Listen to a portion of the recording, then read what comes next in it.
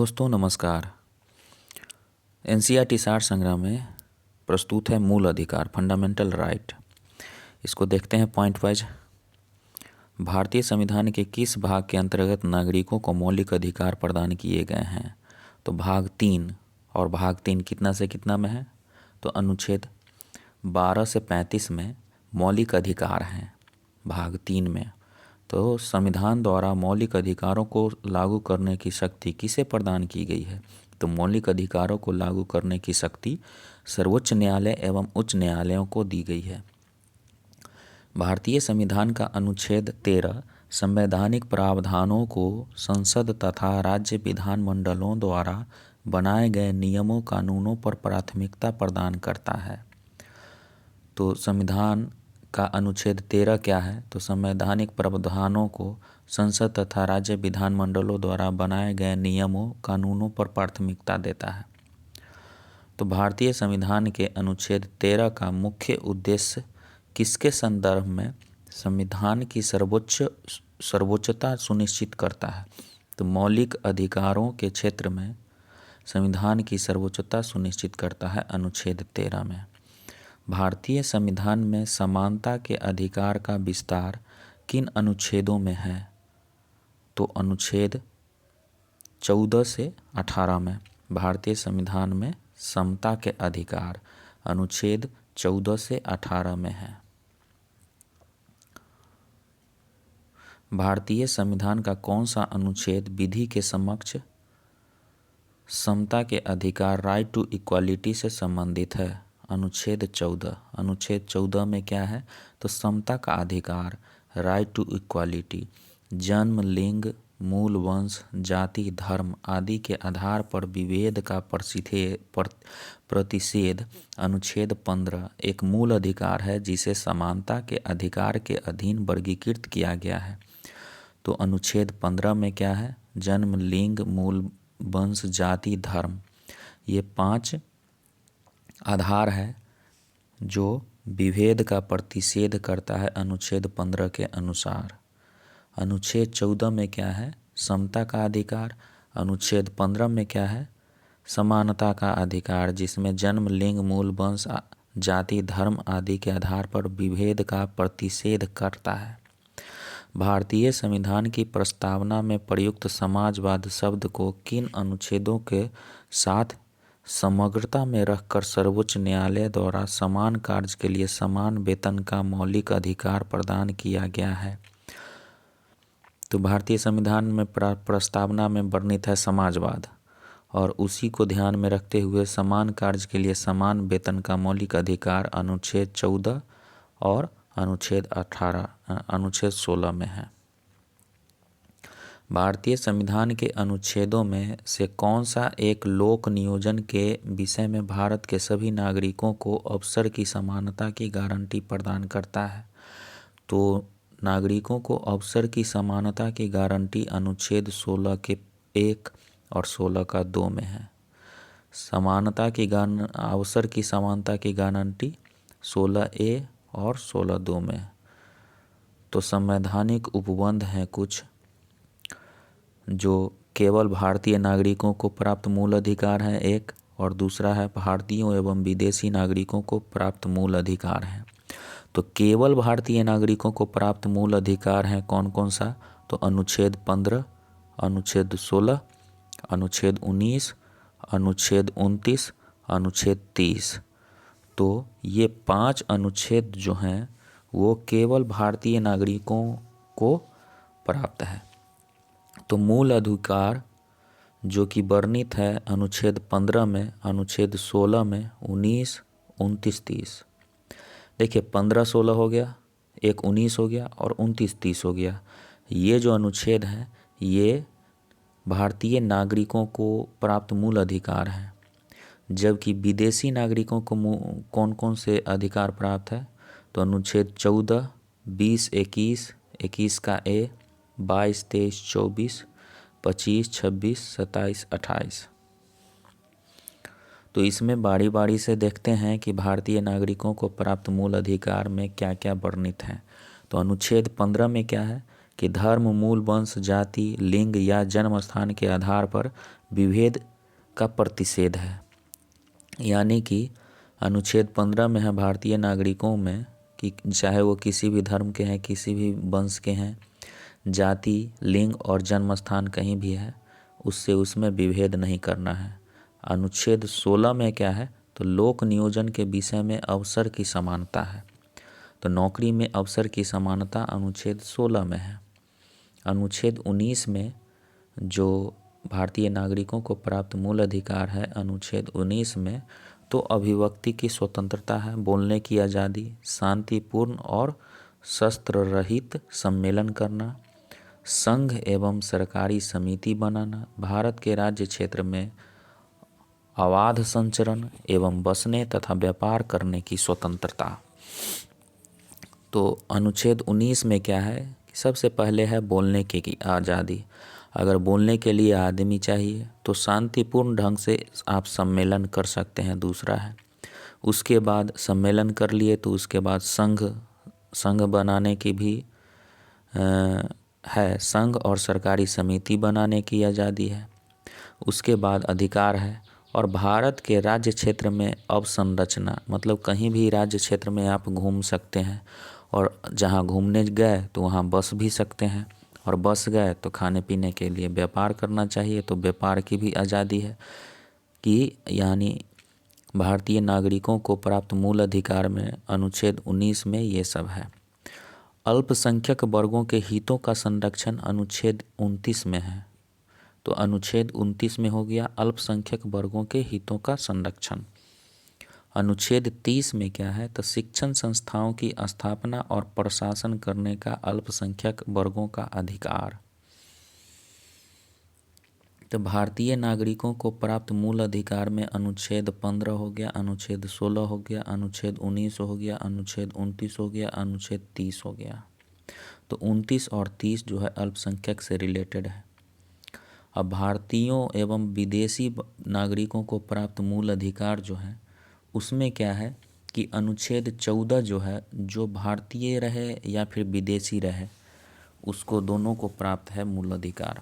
तो विधि के समक्ष समानता, यानी कि कानून की नज़र में सभी बराबर हैं, विधियों का समान संरक्षण, अपराधों करने के लिए दोष सिद्धि के संबंध में संरक्षण, यानी अनुच्छेद 20। अनुच्छेद 20 है अपराधों के लिए दोष सिद्धि के संबंध में संरक्षण। अनुच्छेद 21 है जीवन का अधिकार। अनुच्छेद 21A है शिक्षा का अधिकार। कुछ दशाओं में गिरफ्तारी एवं निरोध से संरक्षण अनुच्छेद 22 में है। तो अनुच्छेद 22 में गिरफ्तारी और निरोध से संरक्षण है कुछ दशाओं में। शोषण के विरुद्ध अधिकार अनुच्छेद 23-24 में है। अनुच्छेद 25, 26, 27, 28 ये है धर्म एवं संस्कृति की स्वतंत्रता का अधिकार। संस्कृति कहाँ आ गया, तो 25 से लेकर 28 में। शोषण के विरुद्ध अधिकार 23-24 में, और 22 में है कुछ दशा में गिरफ्तारी एवं निरोध से संरक्षण। शिक्षा का अधिकार आ जाता है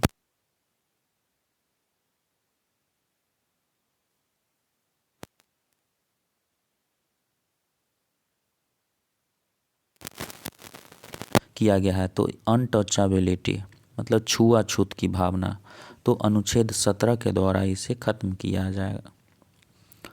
तो संविधान में अस्पृश्यता परिभाषित नहीं है। अस्पृश्यता निवारण अधिनियम 1955 के अंतर्गत अस्पृश्यता को बढ़ावा देना एक दंडनीय अपराध है।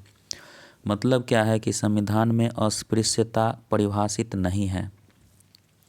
अनुच्छेद 18 का संबंध है उपाधियों के अंत से। भारतीय संविधान के किस अनुच्छेद में अभिव्यक्ति की स्वतंत्रता है, तो अनुच्छेद 19 में अभिव्यक्ति की स्वतंत्रता है। प्रेस की स्वतंत्रता का प्रत्यक्ष प्रावधान नहीं है, परंतु यह स्वतंत्रता किस अनुच्छेद में अंतर्निहित है, तो 19 के ए में। तो इसमें कहता है कि अभिव्यक्ति की स्वतंत्रता, और अभिव्यक्ति की स्वतंत्रता आ जाता है प्रेस की स्वतंत्रता में।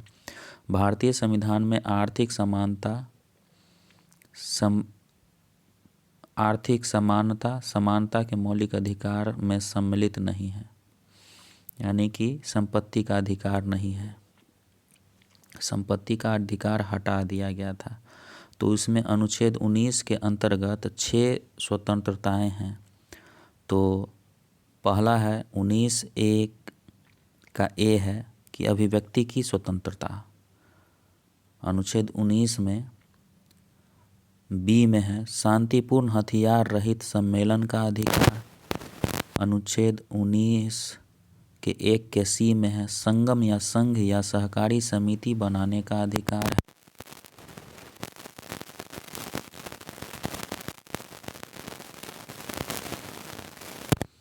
उन्नीस के 1 के ई में है भारत के किसी भाग में निवास करने व बसने का अधिकार है, भारत के किसी भाग में भी।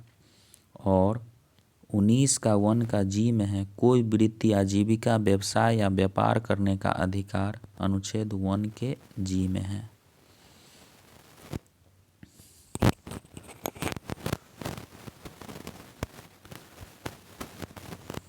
भारतीय संविधान के किस अनुच्छेद के अंतर्गत यह प्रावधान किया गया है कि किसी अपराध के अभियुक्त को स्वयं अपने विरुद्ध गवाही बनने के लिए बाध्य नहीं किया जा सकता?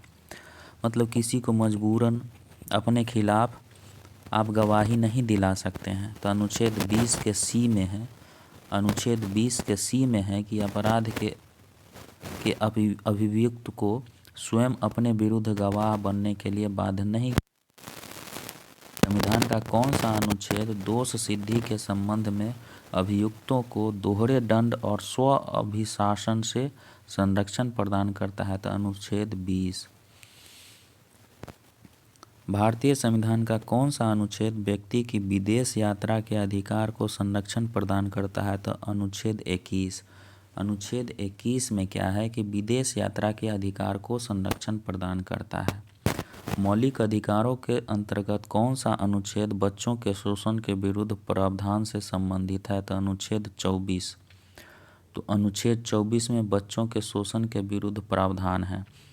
भारतीय संविधान के अनुच्छेद 25 में प्रयुक्त हिंदू शब्द में बौद्ध, जैन और सिख धर्म सम्मिलित हैं। भारतीय संविधान का अनुच्छेद 30(a) अल्पसंख्यकों को अपनी रुचि के शिक्षण संस्थानों को स्थापित और संचालित करने के अधिकार को संरक्षण प्रदान करता है।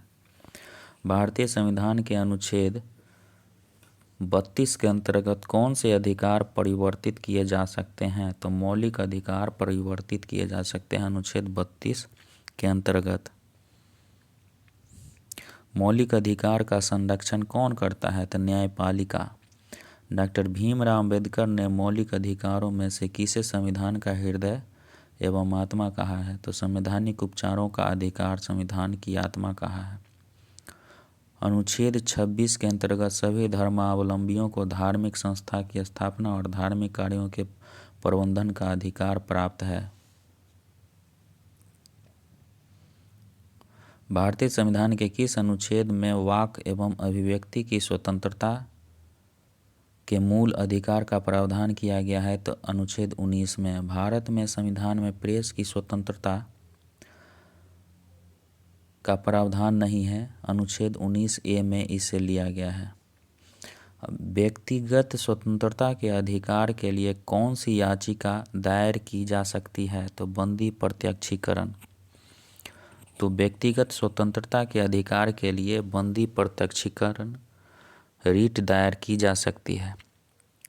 तो संसद को मौलिक अधिकारों में संशोधन का अधिकार किस वाद में निर्णय के आधार पर प्राप्त हुआ है? तो मौलिक अधिकारों में संशोधन केशवानंद भारती बनाम केरल वाद 1973 के द्वारा निर्णय के द्वारा आधार प्राप्त किया गया है। तो मौलिक अधिकारों में संशोधन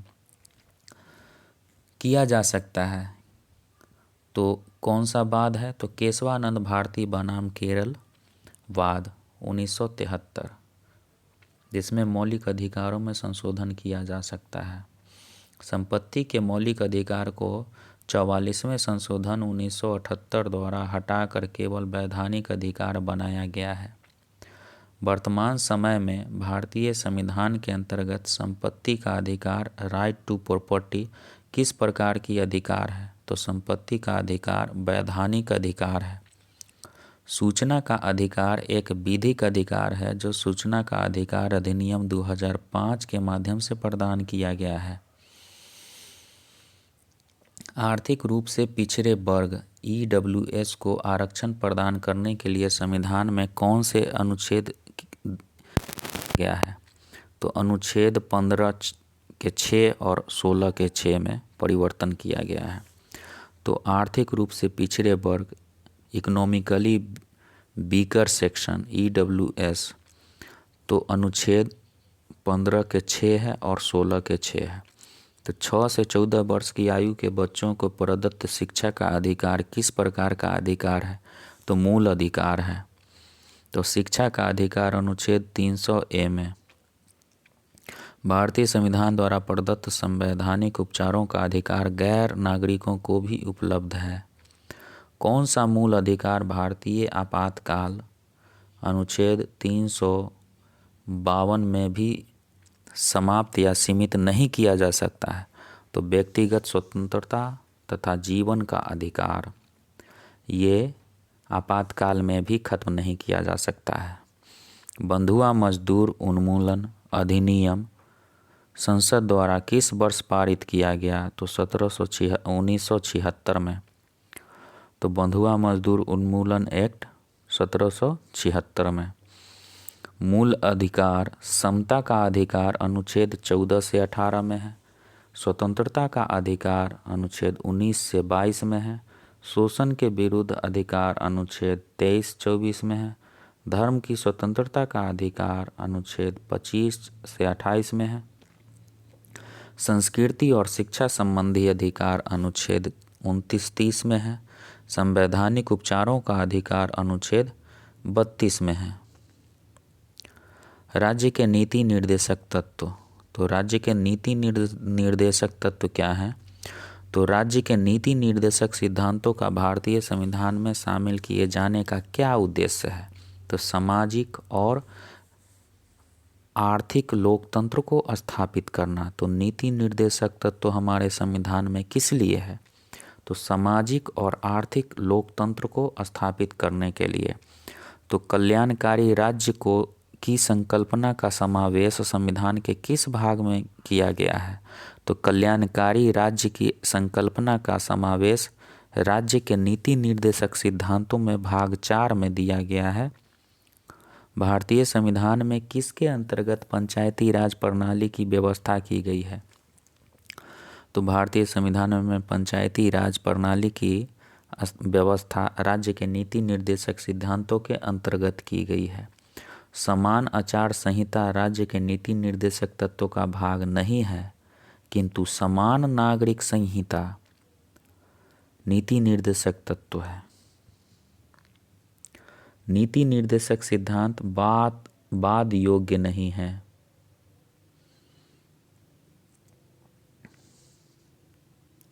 संविधान के किस अनुच्छेद में उद्योगों के प्रबंधन में कर्मकारों को भागीदारी का प्रावधान दिया गया है? तो अनुच्छेद 43 के क में। तो अनुच्छेद 43 के क में क्या है कि उद्योगों के प्रबंधन में कर्मकारों को भागीदारी का प्रावधान दिया गया है अनुच्छेद 43 के क में। भारत के संविधान में समान कार्य के लिए समान वेतन के अधिकार का प्रावधान कहाँ किया गया है? तो समान कार्य के लिए समान वेतन के अधिकार का प्रावधान राज्य के नीति निर्देशक सिद्धांतों में है। समान कार्य के लिए समान वेतन। पुरुषों और स्त्रियों दोनों को समान कार्य के लिए समान वेतन राज्य के नीति निर्देशक तत्वों में है। तो राज्य के नीति निर्देशक सिद्धांतों में कौन सा अनुच्छेद अंतर्राष्ट्रीय शांति और सुरक्षा के संवर्धन से संबंधित है? तो अनुच्छेद 51। अनुच्छेद 51 में अंतर्राष्ट्रीय शांति और सुरक्षा के संवर्धन से संबंधित है। तो राज्य के नीति निर्देशक सिद्धांत एक ऐसा चेक है जो बैंक की सुविधा अनुसार अदा किया जाता है। यह कथन KT शाह का है। तो राज्य के नीति निर्देशक सिद्धांत क्या है? एक चेक है जो बैंक की सुविधा अनुसार अदा किया जाता है, KT शाह ने कहा। यहाँ राज्य के नीति निर्देशक तत्व से संबंधित महत्वपूर्ण अनुच्छेद हम लोग देखेंगे तो अनुच्छेद 36 है। तो अनुच्छेद 36 में क्या है कि नीति निर्देशक तत्वों के संदर्भ में राज्य की परिभाषा है, राज्य क्या होता है। अनुच्छेद 37 में है न्यायालय द्वारा परिवर्तनीय न होना। अनुच्छेद 38 में है लोक कल्याण की अभिव्यक्ति के लिए सामाजिक व्यवस्था बनाना जिससे लोक कल्याण हो सके। अनुच्छेद 38 अनुच्छेद 38 के 2 में है आय की असमानताओं को कम करने का प्रयास करना, कि आय की असमानताओं को कम करना है। जो अमीर ज़्यादा कमाता है, गरीब कम कमाता है और दोनों में डिफरेंस, आय का डिफरेंस है, तो उसको कम करने का सिद्धांत है राज्य के नीति निर्देशक तत्वों में अनुच्छेद 32 के 2 के अनुसार। अनुच्छेद 39 के क है निःशुल्क विधिक सहायता उपलब्ध कराना। तो निःशुल्क विधिक सहायता उपलब्ध कराना अनुच्छेद 39 के क में है। अनुच्छेद 39 के ख में है समुदाय के भौतिक संसाधनों का स्वामित्व और नियंत्रण इस प्रकार हो जिससे सामूहिक हितों की सर्वोच्च रूप में प्राप्ति हो। यानी कि किसी भी समुदाय है तो उसके भौतिक संसाधनों का स्वामित्व व नियंत्रण इस प्रकार से हो जिससे सामूहिक हितों की सर्वोत्तम रूप में प्राप्ति हो, मतलब ज़्यादा से ज़्यादा लोगों को उसको फायदा हो, हित हो। तो ये आर्टिकल 39 के ख में है। और आर्टिकल 39 के घ में पुरुषों और स्त्रियों दोनों को समान कार्य के लिए समान वेतन 39 के घ है। अनुच्छेद 39 के अंग में पुरुष और स्त्री कर्मकारों के स्वास्थ्य और शक्ति का, बालकों की सुकुमार अवस्था का दुरुपयोग न हो। पुरुष और स्त्री कर्मकारों के स्वास्थ्य और शक्ति का तथा बालकों की सुकुमार अवस्था का दुरुपयोग न हो। अनुच्छेद 39 के अंग। अनुच्छेद 40 में है ग्राम पंचायतों का गठन। अनुच्छेद 41 में है कुछ दशाओं में काम, शिक्षा व लोक सहायता पाने का अधिकार। कुछ दशाओं में काम, शिक्षा व लोक सहायता पाने का अधिकार अनुच्छेद 41। अनुच्छेद 42 में काम की न्याय संगत एवं मानवोचित दशाएं तथा प्रसूति सहायता। अनुच्छेद 42 है काम की न्याय संगत एवं मानवोचित दशाएं तथा प्रसूति सहायता अनुच्छेद 42। अनुच्छेद 43 में है कर्मकारों के लिए निर्वाह मजदूरी आदि।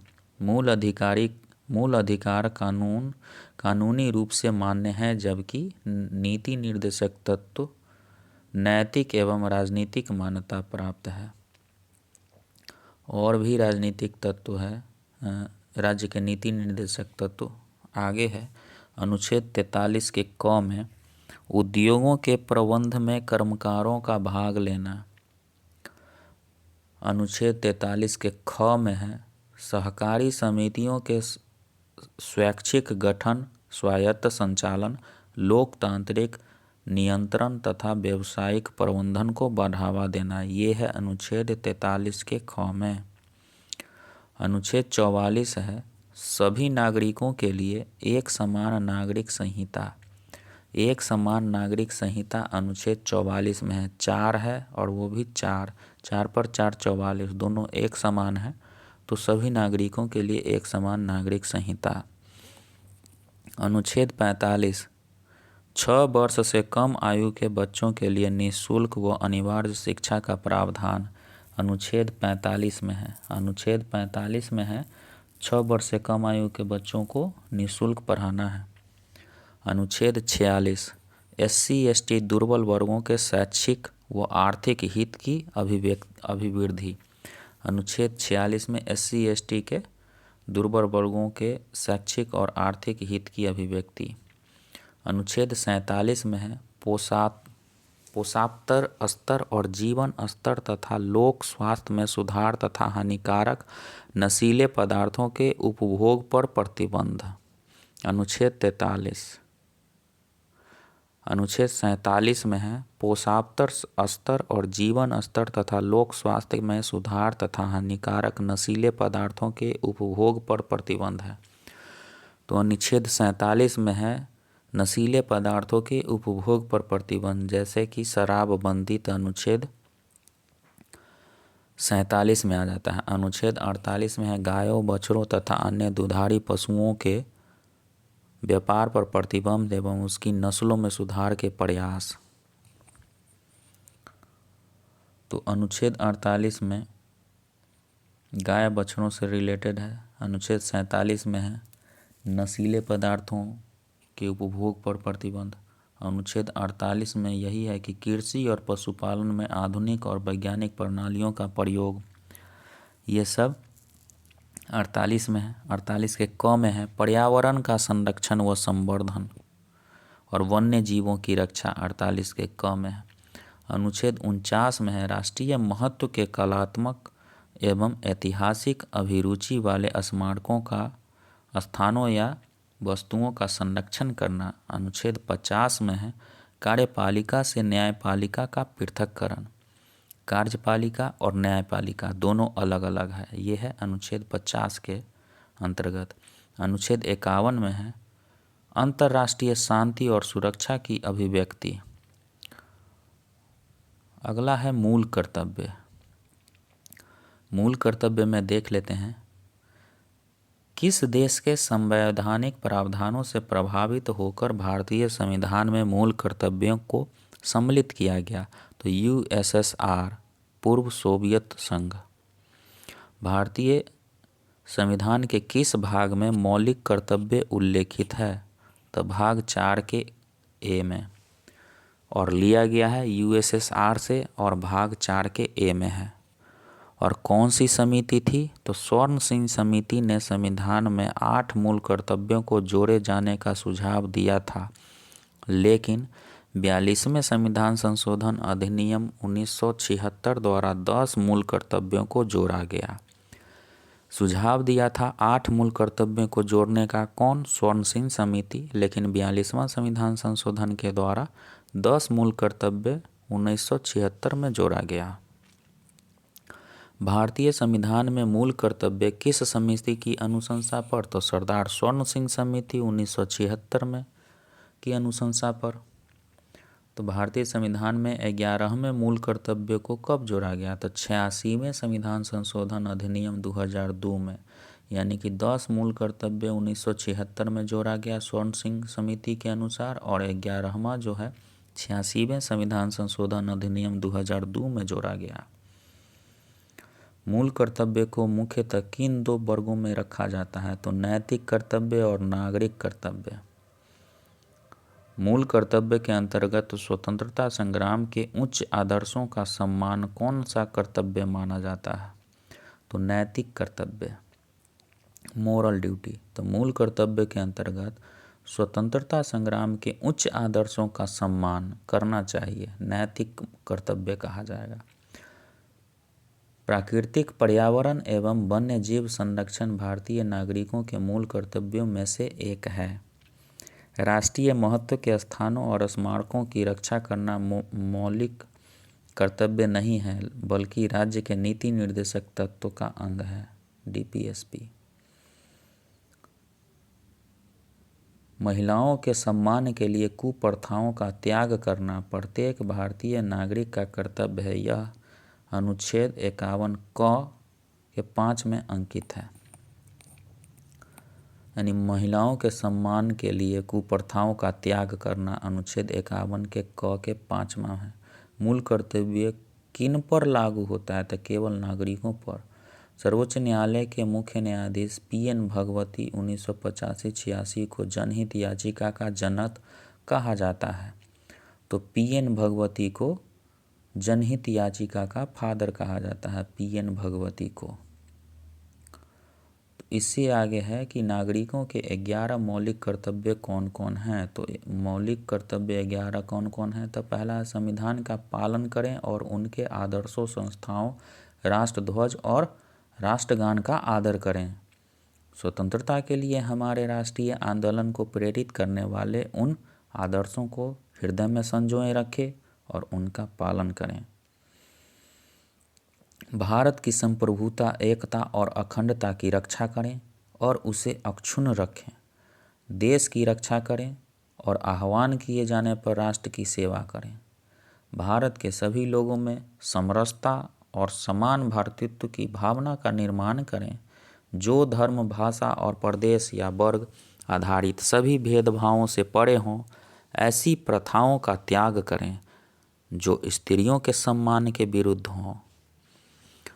हमारी सामाजिक संस्कृति की गौरवशाली परंपरा का महत्व समझें और उसका परिरक्षण करें। प्राकृतिक पर्यावरण, जिसके अंतर्गत वन, झील, नदी और वन्य जीव सम्मिलित हैं, की रक्षा करें और उनका संवर्धन करें तथा प्राणी मात्र के प्रति दया भाव रखें। वैज्ञानिक दृष्टिकोण, मानववाद, ज्ञानार्जन तथा सुधार की भावना का विकास करें। सार्वजनिक संपत्ति को सुरक्षित रखें और हिंसा से दूर रहें। व्यक्तिगत और सामूहिक गतिविधियों के सभी क्षेत्रों में उत्कर्ष की ओर बढ़ने का सतत प्रयास करें, जिससे राष्ट्र निरंतर बढ़ते हुए प्रयत्न व उपलब्धि की नई ऊंचाइयों को प्राप्त करे।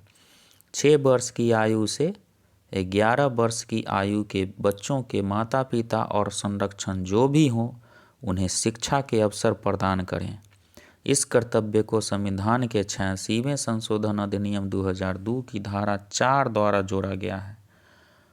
यानी कि शिक्षा का अवसर यानी समानता, शिक्षा का अधिकार। किसी व्यक्ति को राष्ट्रगान गाने के लिए बाध्य किया जा सकता है।